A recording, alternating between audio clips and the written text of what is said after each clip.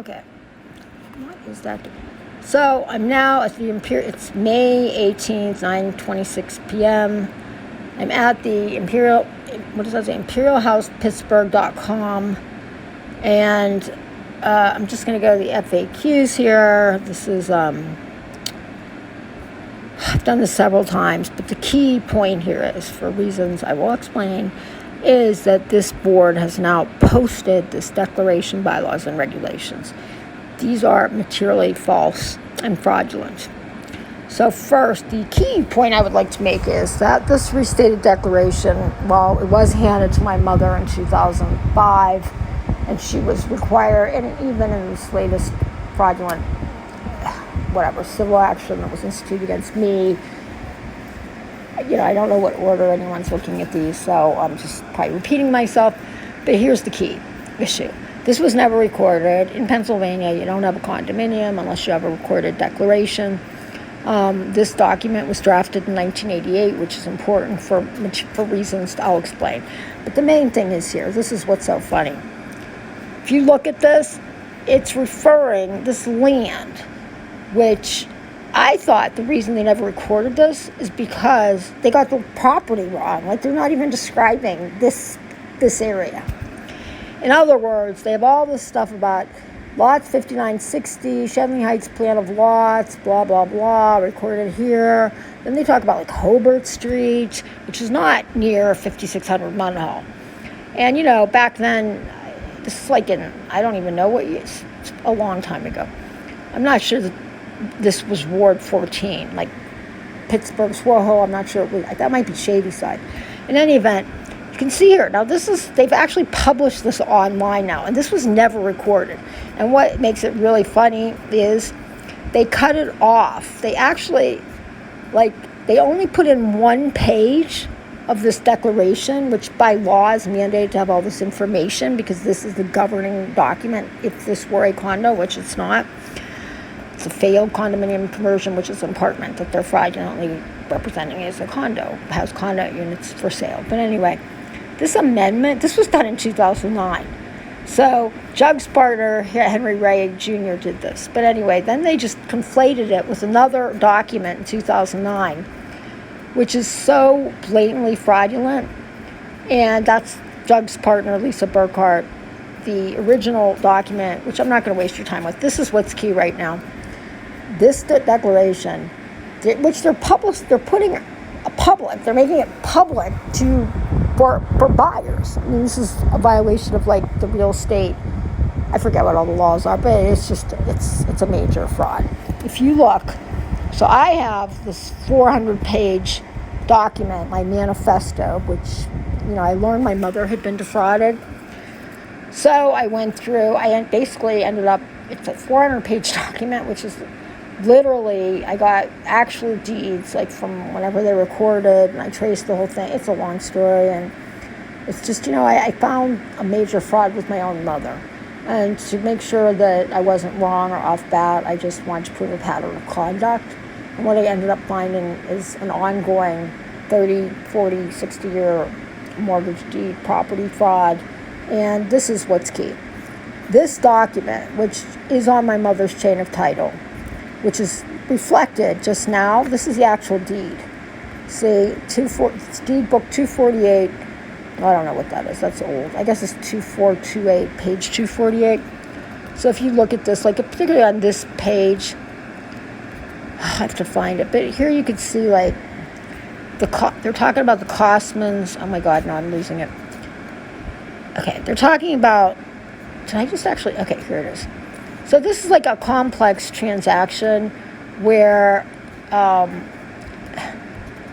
don't even know the whole thing, but it's I don't really understand it. But anyway, so this is about lot 60, it's Shenley Heights plan of lots, Bellevue Land Company, blah, blah, blah. It's referring to things that are not on the chain of title. This is the originating document, which purports to give anyone that's currently in control of this document, of this condominium complex or apartment building, control, right?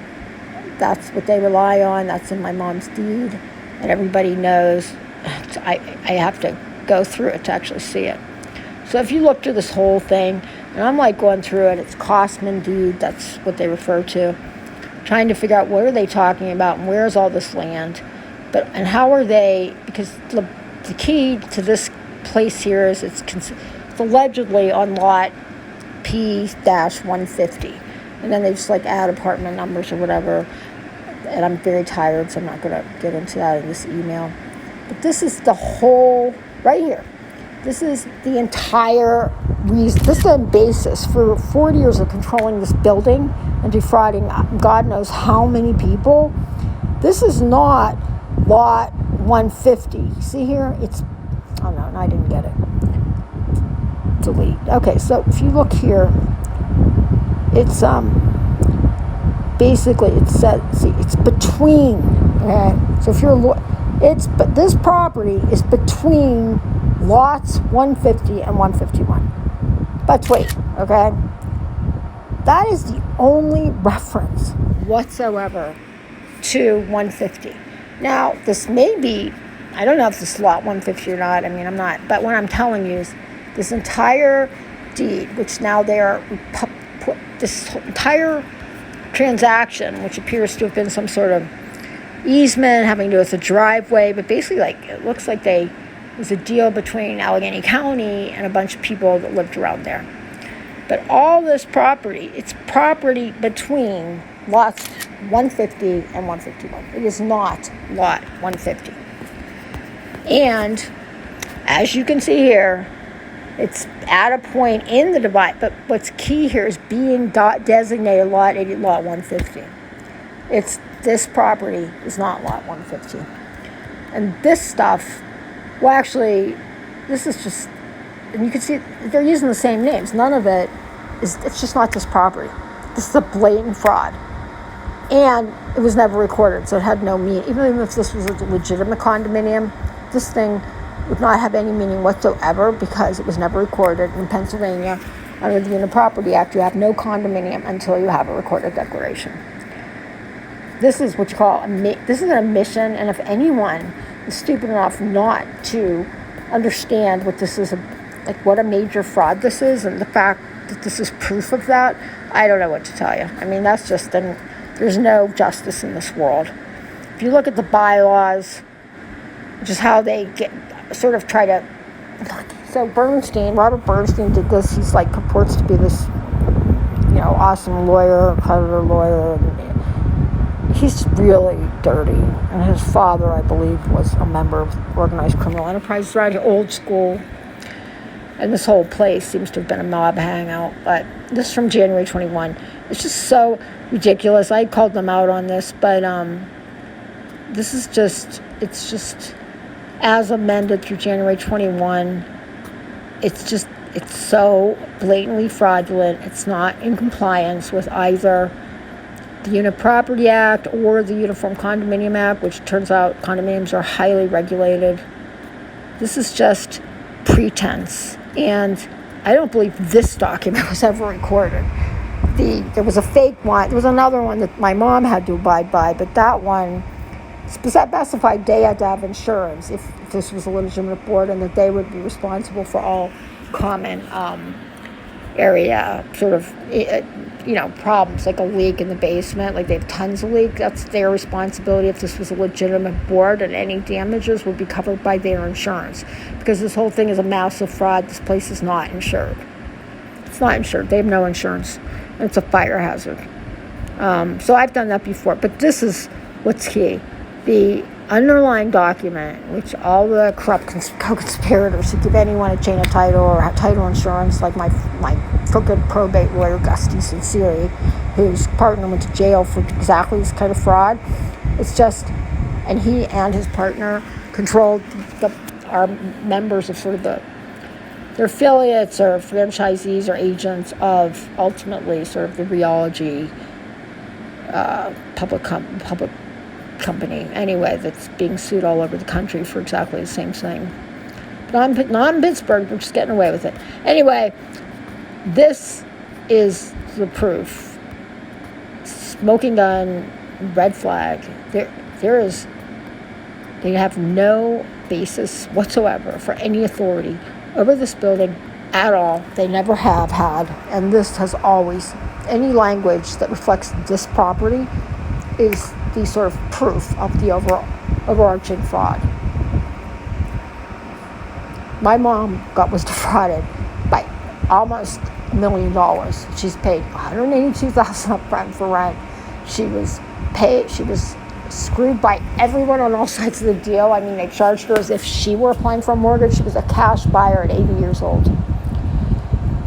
She's paid, and she's been paying the bankers who actually control this building at PNC in Huntington. She has literally been paying their taxes, their repair costs, their whatever. I mean, this is just a pure racketeering enterprise where the building looks good on the surface, but it's riddled with asbestos and mold, and it is dangerous, and they systemically deprive people of their rights, including fair housing rights, which, had they not violated, I would have been here to protect my mother.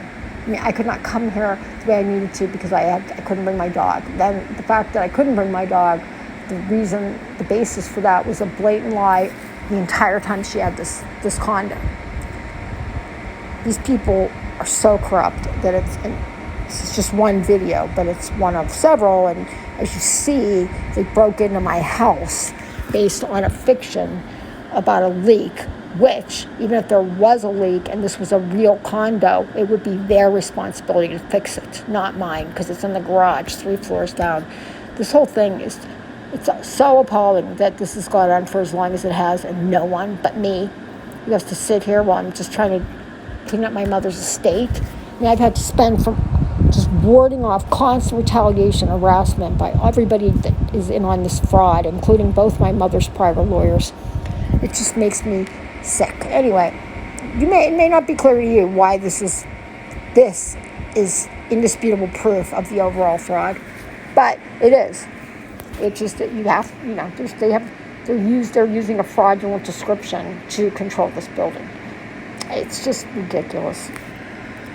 And just for the record, you may not understand all this stuff, but if I write, for example, I'll write hijack condominium Nevada. Okay, I think it's Nevada. Nevada. Okay, I'm tired. What they do is, you can see it. It looks like there's more of it going on. The one I was talking about was in Vegas, and I had actually wrote an email to this whole board when I first came, and they were engaging in corruption. That's not the right one. Well, this is quite fascinating. It looks like this is happening all over the country right now. The time I came in here, it was not. So I have the indictment, and I looked at it, and I just saw it was like the same facts, and I sort of called out the board on that, which is why partly I've been, but they basically just grabbed a shell company and inserted straw buyers into the building so they could populate the building with the board, which controls most condos, they'd have their own people inside. And that's what they did. Everybody in here almost is a straw purchaser, and the people that are frauded are elderly people who are cash buyers. That has continued since 1974. And meanwhile, everyone under all these people are, among other things, utterly evasion. It's tax evasion. Like, none of them are paying a penny to taxes. The victims are paying the taxes for not only themselves but everyone else, as well as electricity, and God knows, what my mom's paid. It's just a lot of money. Almost, you can look it up for yourself, but it's using shell corporations, which is exactly what they did here. Okay, I'm still learning this, but I guess I'm